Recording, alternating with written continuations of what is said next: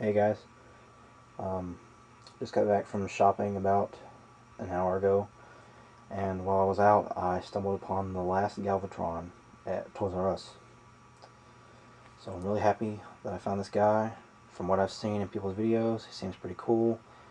Uh, People are complaining about him though, sadly. I don't know why. From what I've seen in the videos, he looks pretty cool. You can pause it if you want. I'm gonna try to keep the camera steady for you to see all this crap. And as you can see, he is uber powerful. No one wants to mess with this guy. Everything's in the 9 and 10 range, which is impressive. And of course there's the tank, which is on the front. And there's a acid storm. But here's the, I think as Stop Motion Junior calls it, the over-glorified prototype picture. Which he's got a point. I mean, the prototypes are always better than the real figure.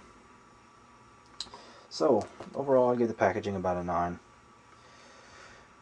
Of course, it is rehashed packaging design. You know, they got the same stance on the side there. But that doesn't really bother me anymore. So, I'll be doing a full review hopefully soon. See you guys later. So, first off, Galvatron. A lot of people don't like him. Um, Mostly, I think it's because of the size, but I can see where some of the other complaints are coming from after having transformed him twice now. Without instructions, by the way. And there is Jazz. So, size comparison, as you can see, the tank is really huge compared to him, which, in my opinion, that's the perfect scale. So, he is in perfect scale with the mini cars, the mini-con Jazz, basically. Not much to say about the tank mode. It's the best looking part of the Transformer, in my opinion, but the front does look a little weird. It looks like the treads have run over something, and they're just rolling over it. This one goes up slightly higher than the other one. As you can see, it does have a big, huge cannon on the top, and it does rotate all the way around. Doesn't go up or down, just rotates. It has sort of a guidance system right here or something. I don't really know what this is. I don't know that much about tanks to fully determine what that is. It has sort of rockets on the side, but they don't pop out or anything. They're part of the mold. So it's got some detail, but it needs paint to really bring it out. But overall, this is the better looking mode, for sure.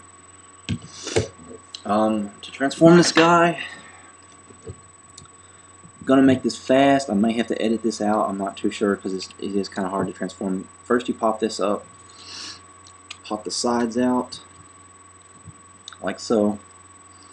Pop the other side out if you can, and then right here you just want to detach both sides. Just detach it. Okay, that one took a little force to get off, and it did rip off the thing, but it just snaps back on. As you can see, this transformation is a bloody mess, and that's probably one of the reasons why people are complaining about him. He is a very complicated transformer for a deluxe figure. Okay, so the next thing you want to do is fold out the legs all the way down. First thing I usually do when I do that is fold the feet around so they're not all weird looking, and extend them out like that. Pretty easy to do. Nothing too complicated. Fold the legs all the way down. Now what you want to do is rotate the gun that way. You want to rotate the legs that way so it faces his chest. Fold these down. And what you do here is pop this like that. Okay. And then you rotate if you fix the legs basically to where that looks like this. It's kind of hard to explain. You just kind of have to do it, and his legs do pop off.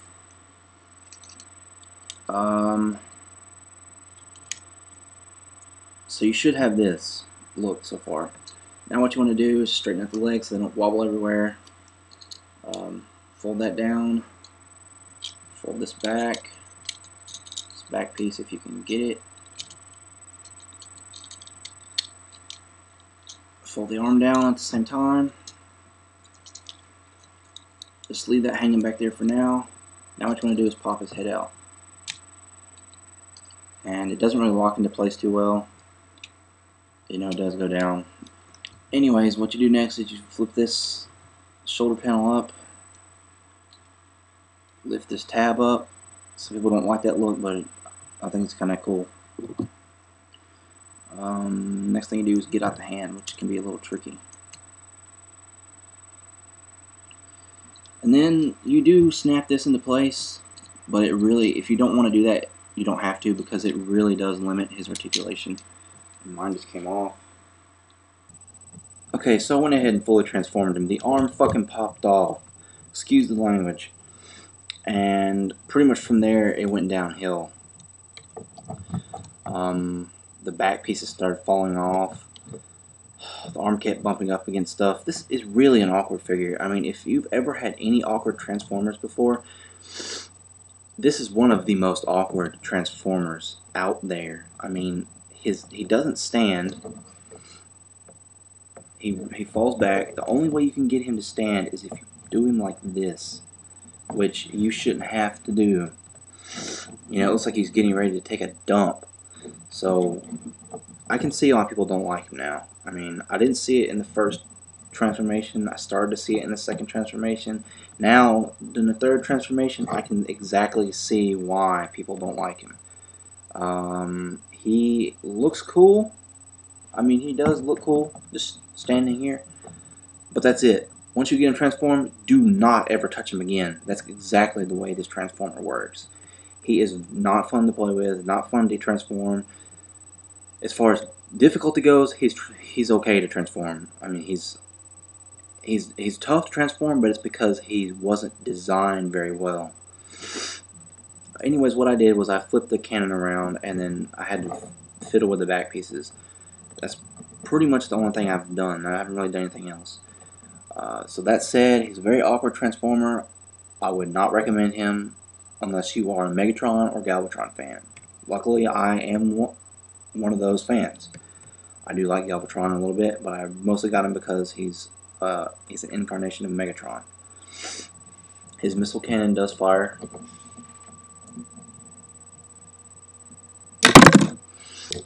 So I would probably give this guy a 7 out of 10. If you're not a fan of Galvatron, he's probably a 6. If you're not a fan of Megatron, he's probably a 6 as well. So that's my review. I would not recommend him, but even still, he looks nice on the shelf. As for this guy, I'm gonna slap this part onto the Galvatron review.